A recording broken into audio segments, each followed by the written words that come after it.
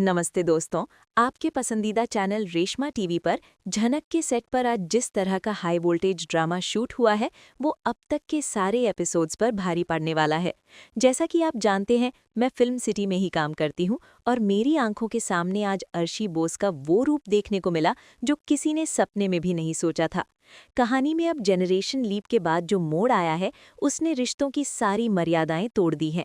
आज की स्क्रिप्ट में हम बात करेंगे अर्शी के पागलपन की, उस नफरत की आग की जो अब उसकी अपनी ही बेटी अदिति और दामाद ऋषि की जिंदगी में जहर घोल रही है।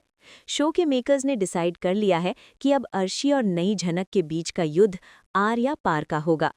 कहानी की शुरुआत होती है बोस हाउस के उस तनावपूर्ण माहौल से जहां रिश्तों की डोर बेहद कमजोर हो चुकी है।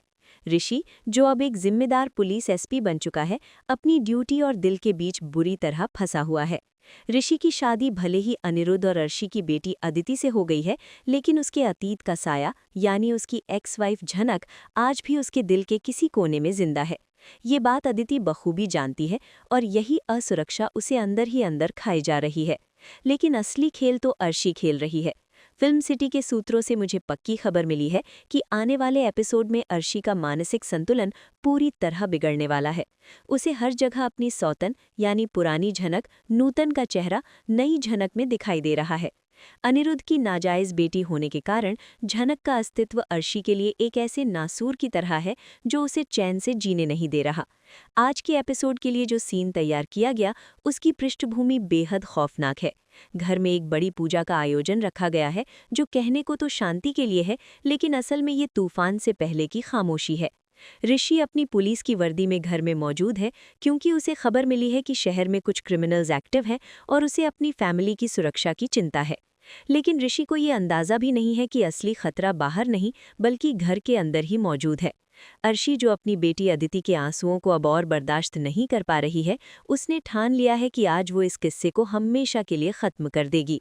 सेट पर मैंने देखा कि अर्शी के किरदार में एक अजीब सी वहशियत थी। वो बार बार अदिति को समझा रही थी कि ऋषि सिर्फ उसका है और झनक को उनके रास्ते से हटाने के लिए उसे किसी भी हद तक जाना पड़े वो जाएगी। अर्शी का ये पागलपन सिर्फ एक माँ का प्यार नहीं बल्कि उसकी अपनी हार की कुंठा है जो सालों से उसके अंदर पल रही थी। कहानी में ट्विस्ट तब आता है जब अनिरुद्ध, जो अपनी दोनों बेटियों अदिति और झनक के बीच पिस रहा है, अर्शी के बदलते हाव भाव को नोटिस करता है। अनिरुद्ध को आभास हो जाता है कि अर्शी कुछ बहुत गलत करने वाली है। अनिरुद्ध की आंखों में अपनी बेटी झनक यानी नूतन की बेटी के लिए जो पश्चाताप और प्यार उमड़ रहा है, वही अर्शी की नफरत को पेट्रोल देने का काम कर रहा है। अर्शी देख रही है कि कैसे अनिरुद्ध छुप छुप कर झनक की मदद करने की कोशिश करता है, कैसे ऋषि अपनी एक्स वाइफ झनक को किसी भी मुसीबत में देखकर बेचैन हो उठता है। एक एसपी होने के नाते ऋषि का प्रोटेक्टिव नेचर झनक के प्रति हमेशा बना रहता है और यही बात अदिति को चुभती है। अदिति जाकर अपनी मां अर्शी से शिकायत करती है कि ऋषि आज भी मेंटली झनक के साथ है। अदिति की ये बात अर्शी के दिमाग की नसें हिला देती है। यहीं से शुरू होती है अर्शी की वो खौफनाक साजिश जिसका अंजाम बहुत बुरा होने वाला है। अर्शी एक ऐसा प्लान बनाती है जिससे सांप भी मर जाए और लाठी भी न टूटे। उसका प्लान है कि वो झनक को एक एक्सीडेंट का रूप देकर मार डालेगी और इल्जाम किसी बाहरी दुश्मन पर लगा देगी। चूंकि ऋषि पुलिस में है, इसलिए अर्शी को बहुत सावधानी से कदम उठाना है। वो जानती है कि अगर ऋषि को जरा भी शक हुआ तो वो अपनी सास को भी नहीं बख्शेगी, क्योंकि वो कानून का पक्का है। अर्शी घर के झूमर यानी शैंडलियर के साथ छेड़छाड़ करने की योजना बनाती है, ठीक उसी जगह जहां झनक को पूजा के दौरान खड़ा होना है। फिल्म सिटी में जब ये सीन शूट हो रहा था तो सेट पर सन्नाटा पसरा हुआ था। अर्शी की आंखों में जो पागलपन था वो कैमरे पर भी सहरन पैदा कर रहा था। वो पेंच ढीले करती है, ये सोचकर कि जैसे ही आरती के लिए झनक नीचे आएगी वो झूमर उस पर गिर जाएगा और सब कुछ खत्म हो जाएगा। लेकिन अर्शी अपने गुस्से में ये भूल जाती है कि किस्मत का अपना ही एक खेल होता है। उधर ऋषि को कुछ अजीब महसूस हो रहा है। एक पुलिस अफसर की छठी इंद्री उसे बता रही है कि घर में कुछ गड़बड़ है। वो बार बार झनक की तरफ देखता है जो चुपचाप एक कोने में खड़ी है, अपनी किस्मत और समाज के तानों से लड़ रही है। झनक, जो बिल्कुल अपनी मां नूतन की तरह स्वाभिमानी है, उसे नहीं पता कि उसकी जान पर क्या खतरा मंडरा रहा है। अदिति ऋषि का ध्यान अपनी ओर खींचने की कोशिश करती है, लेकिन ऋषि की नजरें घर के माहौल को स्कैन कर रही हैं। अनिरुद्ध भी बेचैन है। अर्शी अपनी योजना को अंजाम देने के लिए बेताब है। वो इशारों में अदिति को अपने पास बुलाती है ताकि अदिति उस खतरे वाली जगह से दूर रहे। अर्शी को लगता है कि उसने सब कुछ परफेक्ट प्लान किया है। वो मन ही मन मुस्कुरा रही है, ये सोचते हुए कि आज अनिरुद्ध के पाप की निशानी हमेशा के लिए मिट जाएगी और उसकी बेटी अदिति का घर बस जाएगा। लेकिन यहीं पर कहानी एक नया मोड़ लेती है। पूजा शुरू होती है, शंख की आवाज गूंजती है। सभी लोग हॉल में जमा हो जाते हैं। झनक आरती की थाली लेकर आगे बढ़ती है। अर्शी की धड़कनें तेज हो जाती हैं। उसकी नजरें ऊपर लटके हुए उस भारी भरकम झूमर पर टिकी है। वो बस उस पल का इंतजार कर रही है जब झनक ठीक उसके नीचे आएगी। लेकिन तभी ऋषि को एक फोन आता है और वो तेजी से झनक की तरफ बढ़ता है, शायद उसे कुछ बताने के लिए या फोन देने के लिए। अर्शी घबरा जाती है। अगर झूमर गिरा तो उसकी नफरत की आग में झनक के साथ साथ उसका दामाद ऋषि भी जल जाएगा। अर्शी के हाथ पांव कांपने लगते हैं। वो चिल्लाना चाहती है लेकिन चिल्ला नहीं सकती क्योंकि इससे उसका राज खुल जाएगा। वो पागलों की तरह इशारे करती है लेकिन कोई उसकी तरफ नहीं देख रहा। ऋषि झनक के पास पहुंचता है और ठीक उसी वक्त अदिति भी वहां आ जाती है, ये देखने के लिए कि ऋषि झनक से क्या बात कर रहा है।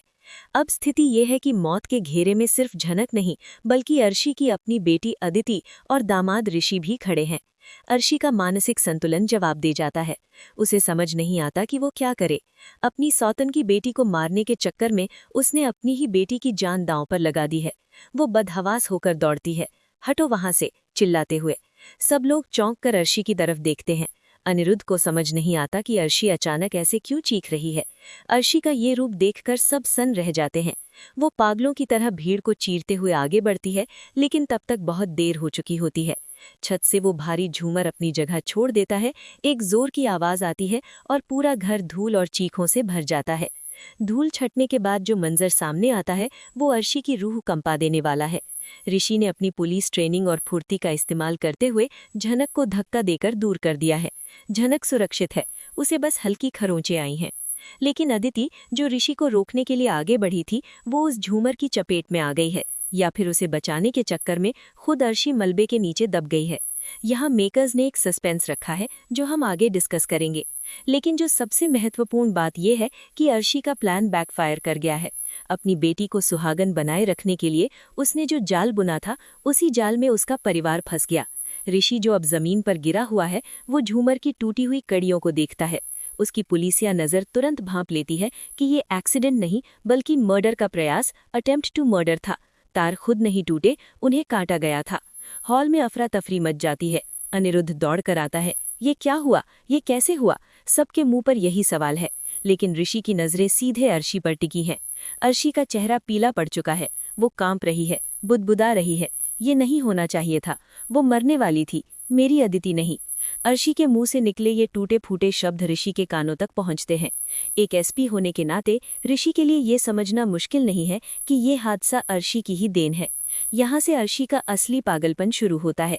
बजाय इसके कि वो अपनी गलती माने या अदिति की चिंता करे, वो झनक पर झपट पड़ती है। वो सबके सामने भरी महफिल में झनक का गला पकड़ने की कोशिश करती है। तू बच कैसे गई? तूने मेरी बेटी को मरवाया है, तू मनहूस है, तू अपनी माँ की तरह डायन है।